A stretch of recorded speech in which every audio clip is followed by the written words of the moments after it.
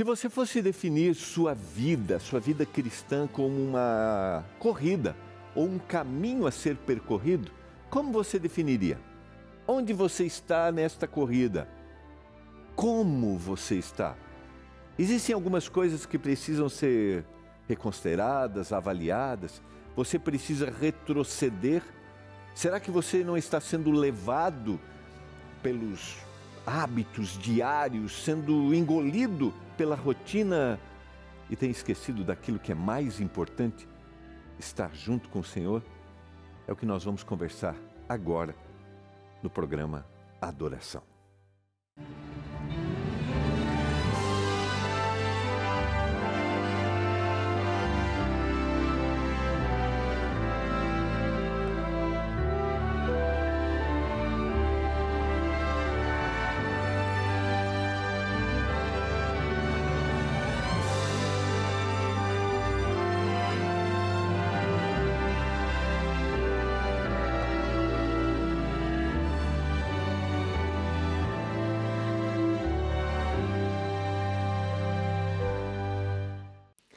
Olá, tudo bem com você?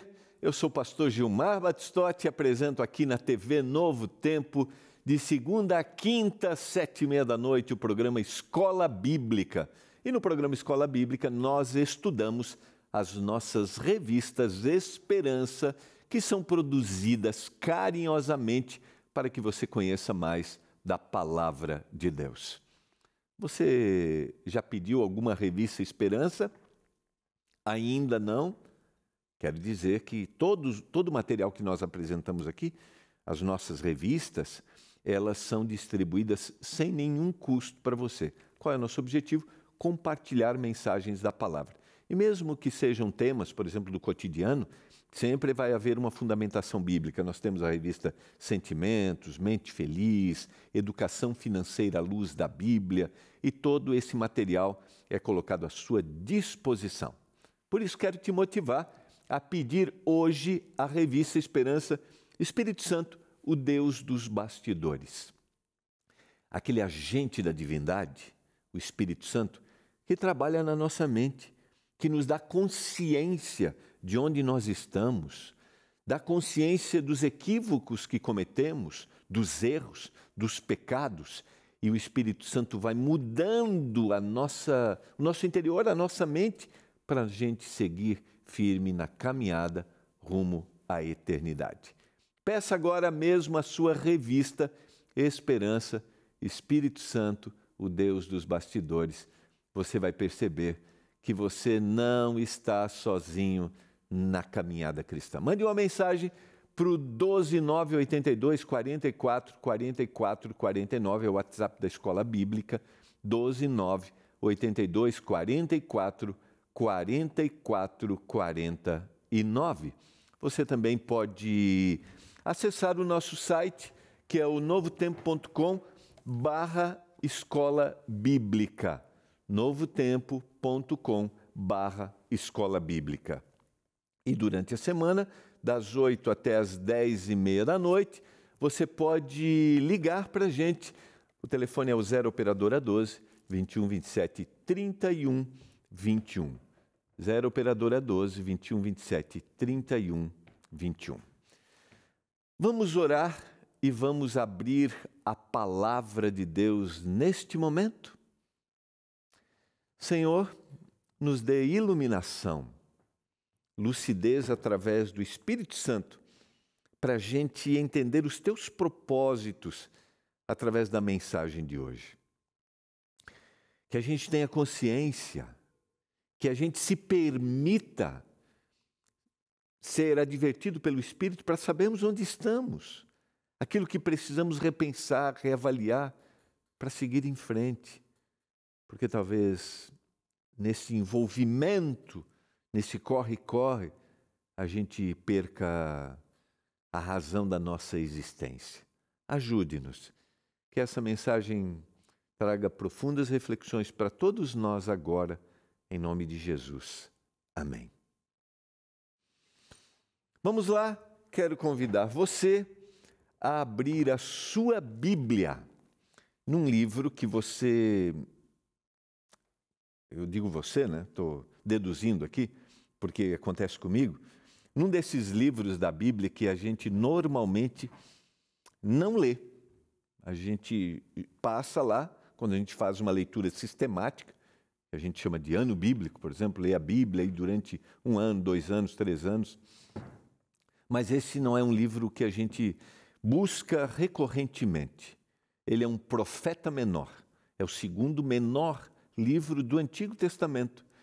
Ele é um profeta menor, além disso, é um profeta diferenciado. Eu quero convidar você a abrir a Bíblia no livro de Ageu, o capítulo 1. Esse livro tem 2 capítulos somente. Você pode ler numa sentada. Eu vou ler alguns versos com você. Ageu, capítulo 1 e capítulo 2. Na Bíblia, você sabe, nós temos no Antigo Testamento profetas maiores e menores. Esses profetas eram mensageiros de Deus. Esses profetas tinham uma abrangência às vezes maior, a sua mensagem. A gente tem os profetas maiores, Isaías, Jeremias, Ezequiel e Daniel, e os profetas menores, Oséias, Joel, Amós, Obadias, Jonas, Miqueias, Naum, Abacuque, Sofonias, Ageu, Malaquias e Zacarias. Esses são os profetas menores, e Ageu é um desses profetas menores que vai profetizar, ou que vai apresentar a mensagem de Deus historicamente num período que o povo de Deus no Antigo Testamento havia voltado já do cativeiro e havia sido dado um decreto para que eles reconstruíssem o templo. E mais ou menos 20 anos haviam se passado e agora o profeta vem para apresentar esta mensagem, porque eles receberam a ordem, mas não começaram a fazer a reconstrução e pararam a reconstrução. E a gente vai avaliar quais são as razões, qual é o objetivo desta mensagem e como o povo reagiu diante dessa mensagem, que também é diferenciado no livro de Ageu. E o que isso tem a ver com a gente? Eu quero introduzir qual é o meu propósito hoje. É que a gente faça exatamente essa reflexão, como eu falei na introdução. Onde nós estamos? Em que condição estamos? Você sabe que hoje nós buscamos muitas vezes a espiritualidade, estamos em contato com Deus, mas nós não queremos muitas vezes vínculo com religiosidade. Queremos espiritualidade, mas não queremos a religiosidade, ou seja, uma prática ritualística, ir a uma comunidade religiosa, ir a uma igreja. E eu quero dizer para você que é importante isso para a vida, para o crescimento.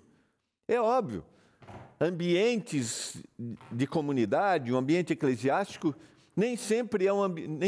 não é um ambiente perfeito, porque são pessoas imperfeitas que fazem parte desse ambiente. Mas ele é importante para o meu crescimento, para o meu desenvolvimento. Mas muitas vezes nós queremos criar uma espiritualidade, uma religiosidade do nosso jeito, da nossa forma, e às vezes nós até nos isolamos. E eu quero te motivar hoje. Eu não sei se você vai a alguma igreja, não sei se você busca alguma igreja, se você tem frequentado, talvez você tenha, e você diga, não, pastor, eu já me decepcionei, e agora eu não vou mais. Talvez você trabalhe no ambiente religioso, e aí você não vai à igreja, porque você, não, mas eu já ouço mensagens a semana inteira, eu trabalho no ambiente religioso, que é uma minoria, mas às vezes acontece. E aí eu acho que eu não devo ter o contato com uma comunidade religiosa. Mas é no convívio com a comunidade que a gente cresce, que a gente se desenvolve. Mas muitas vezes também no convívio com uma comunidade, nós podemos parar, porque estar em Jerusalém, e a gente vai perceber na leitura do texto, não significa pertencer a Jerusalém. Eu posso conviver numa comunidade e não irradiar o amor de Jesus, que é o grande objetivo do cristianismo. Mas uma comunidade faz a gente pensar, avaliar, e por isso nós estamos aqui. Quero te convidar, procure uma igreja adventista mais perto da sua casa. Nós aqui na Novo Tempo fazemos parte da igreja adventista. É só você entrar no nosso site, encontreumaigreja.com.br. Você vai ser bem-vindo. Chega lá, o pastor Gilmar, que falou na adoração, apresenta escola bíblica, me convidou para estar aqui. É importante que a gente tenha esse convívio, porque aí a gente se dá conta, muitas vezes, no evento. Não são os eventos, queridos, que definem a nossa vida espiritual e nem a nossa vida religiosa. Porque eu posso ir para um evento e aquilo não significar nada. Mas o Senhor usa todas as formas para que a gente esteja ligado a Ele, intimamente. Vamos à leitura do texto? Palavra do Senhor ao profeta Ageu no 2º ano do rei Dario. Se a gente pensa historicamente, a gente pensa no período em que a Babilônia foi um reino que escravizou as 2 tribos do sul, Judá e Benjamim, e agora eles foram libertos da Babilônia pelo Império Medo-Persa, pelo imperador Ciro, apresentado pelo profeta Isaías que ele seria o libertador. No 2º ano melhor do rei Dario, no 6º mês, no 1º dia do mês, veio a palavra do Senhor por intermédio do profeta Ageu a Zorobabel, governador, filho de Salatiel, governador de Judá, e a Josué, filho de Josadaque, o sumo sacerdote, dizendo: assim fala o Senhor dos exércitos. Este povo diz: não veio ainda o tempo em que a casa do Senhor deve ser edificada. Veio, pois, a palavra do Senhor por intermédio do profeta Ageu, dizendo: acaso é tempo de habitardes vós em casas apaineladas, enquanto esta casa permanece em ruínas? Ora, pois assim diz o Senhor dos exércitos. Perceba que é a 2ª vez que ele usa essa expressão, o Deus poderoso, o Deus que comanda. Considerai o vosso passado. Você tem semeado muito e recolhido pouco. Comeis, mas não chega para fartar-vos. Bebeis, mas não dá para saciar-vos. Vestivos, mas ninguém se aquece. E o que recebe salário, recebe e põe num saquitel furado, uma bolsa que tem os furos ali. Assim diz o Senhor dos exércitos. 3ª vez. Considerai o vosso passado. 2ª vez. Usando a mesma expressão, considerai o vosso passado. Subi ao monte, trazei madeira, edificai a casa. Dela me agradarei e serei glorificado, diz o Senhor. Esperastes o muito, e eis que veio a ser pouco. E esse pouco, quando o trouxestes para casa, eu, com um assopro, o dissipei. Por quê? Diz o Senhor dos exércitos, mais uma vez. Por causa da minha casa, que permanece em ruínas, ao passo que cada um de vós corre melhor por causa da sua própria casa. Perceba que o Senhor traz uma mensagem muito específica.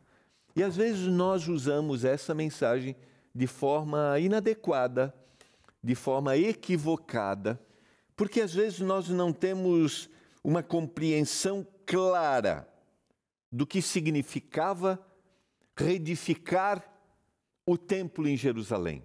Porque nós não temos uma definição clara do que significava o templo para eles. E fiz algumas anotações. O templo era o lugar da presença de Deus, era o lugar dos rituais da expiação. Quando eles levavam o cordeirinho para ser sacrificado, eles tinham uma visão clara da vinda do Messias, do libertador, do perdão dos pecados. Lugar dos rituais religiosos, símbolo da identidade nacional e espiritual. Isso é tão sério. Quando Jesus vai falar sobre os sinais do fim, esses sinais do fim são introduzidos pela destruição do Templo de Jerusalém e da invasão da cidade pelo Império Romano, quando o Senhor olha e diz que não ficará pedra sobre pedra diante da admiração dos discípulos. Que prédios, que construções! O templo era essa identidade nacional, espiritual, símbolo da fidelidade de Deus. E como eu mencionei, o anúncio do Messias. Então não era só a construção de uma igreja, não era, como a gente vê. Era muito mais. Quando o Senhor diz que eles deveriam construir o tabernáculo, o Senhor diz, eu habitarei no meio deles. Quando Davi decide construir o templo, e o Senhor diz, não, você derramou muito sangue, não será você, será o seu filho. Mas Davi faz uma arrecadação. Davi sabia qual era o significado do templo. O significado era a presença de Deus. Mas agora, depois da invasão da Babilônia, da destruição do templo, e depois de Ciro dizer, voltem, reconstruam, porque Ciro sabia também o significado que o templo tinha para o povo.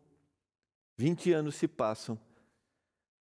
E a mensagem de Ageu é, vocês estão muito mais preocupados, a mensagem que o Senhor apresenta através de Ageu, vocês estão muito mais preocupados com a casa de vocês, com as coisas de vocês, com a busca da vida de vocês, o saciar-se daquilo que vocês querem, mas vocês esqueceram do que é mais importante. Deixa eu dizer uma coisa para ti. O Senhor não está dizendo que a gente não deve buscar a nossa subsistência, buscar a realização dos nossos sonhos, os nossos objetivos? Não, não é sobre isso. O que o Senhor está dizendo é que eles haviam priorizado correr atrás das coisas desta terra do que priorizar Deus. E você sabe, quando a gente fala de prioridade, a gente diz uma coisa só. Não tem como servir a dois senhores. Essa é uma estratégia do mal para os últimos dias da história. Fazer-nos estar envolvidos de forma tão forte com o cotidiano, com a busca das coisas, que nós esquecemos daquilo que é mais importante, o Senhor. Por isso o Senhor mandou esta mensagem. O texto é muito claro, e aí ele vai dizer, 2 vezes vai usar a expressão, considerai o vosso passado, a história, como o Senhor havia cuidado, como o Senhor havia preservado, e o que eles estavam fazendo nos últimos anos. E é isso que eu quero que você considere. Considere o seu passado, a sua história, e o que o Senhor pode fazer por você. O Senhor pode transformar o que tem sido os últimos anos, os últimos meses. Você sabe que a gente se torna extremamente saudosista. Eu já fui isso, já fiz isso. Mas não é o nosso passado que vai nos sustentar. Mas eu tenho que olhar, eu tenho que saber de onde eu vim. Eu tenho que conhecer a minha história. O que o Senhor já fez por mim ao longo da vida. E talvez você tenha muitas histórias para contar. Relembre essas histórias. Conte para os seus filhos, conte para os seus netos. E o Senhor deixa a mensagem. Construam, reconstruam. Verso 12, então, Zorobabel, filho de Salatiel, e Josué, filho de Josadaque, o sumo sacerdote, e todo o resto do povo atenderam à voz do Senhor, seu Deus, e às palavras do profeta Ageu, as quais o Senhor, seu Deus, o tinha mandado dizer ao povo. Viu o que aconteceu? Eles tomaram a decisão. É essa a mensagem? Sabe que isso é raro dentro da mensagem profética. Muitas vezes os profetas falaram e a maioria não ouviu, não atendeu. Na mensagem do profeta Ageu, o povo atende e começa essa reconstrução. O texto diz, então Ageu, enviado do Senhor, falou ao povo segundo a mensagem, dizendo, eu sou convosco. Quando nós tomamos uma decisão de reconstruir nossa vida com o Senhor, nós não estamos sozinhos na caminhada. A promessa é clara, o Senhor está conosco. O Senhor despertou o espírito de Zorobabel, filho de Salatiel, governador de Judá, e o espírito de Josué. O Senhor agiu. Se eu estou falando para você nesse momento que precisa tomar uma decisão, Eu preciso reconstruir a minha vida. Eu preciso resgatar minha intimidade com Deus, minha comunhão com Ele. Há quanto tempo eu não oro, há quanto tempo eu não leio a Bíblia, há quanto tempo eu não vou à igreja, eu tenho vergonha. Não importa o que aconteceu. Eu sei que esse é um desafio. Talvez você tenha se afastado, cometido equívocos, e você acha que todo mundo ali vai ficar te julgando. Só quero dizer para você, todos que estão na igreja são pecadores e necessitam da graça. Todos necessitam. Por isso não tenha vergonha. Não tenha vergonha de retornar. Não tenha vergonha de buscar o Senhor e dizer, Senhor, eu preciso estar envolvido contigo. Talvez você esteja cansado, frustrado. Talvez você esteja decepcionado. Mas você não está sozinho na caminhada. O texto é claro. O Senhor estará com você. Eu sou convosco. E eles começam a reconstrução. Eles reconstroem. No capítulo 2, o verso 1 diz que no 2º ano do rei Dario, no 7º mês, ao 21º do mês, veio a palavra do Senhor por intermédio do profeta Ageu, dizendo: Fala agora a Zorobabel, filho de Salatiel, governador de Judá, e a Josué, filho de Josadaque, o sumo sacerdote, e ao resto do povo, dizendo: Quem dentre vós que tenha sobrevivido contemplou esta casa na sua primeira glória? E como vedes agora? Não é ela como nada aos vossos olhos? Ora, pois, sê forte, Zorobabel, diz o Senhor, e sê forte, Josué, filho de Josadaque, o sumo sacerdote, tu e todo o povo da terra. Sê forte, diz o Senhor, trabalhai, porque eu sou convosco, diz o Senhor dos Exércitos, segundo a palavra da aliança que eu fiz convosco quando saístes do Egito. O meu Espírito habita no meio de vós. Não temais, pois assim diz o Senhor dos Exércitos. O meu Espírito habita no meio de vós. Quando eles construíram, eles começaram a perceber que a glória do segundo templo não era como a glória do primeiro. Isso trouxe desânimo, porque é exatamente assim que é a vida quando a gente toma decisões de seguir em frente. As coisas não serão perfeitas. A gente vai se decepcionar.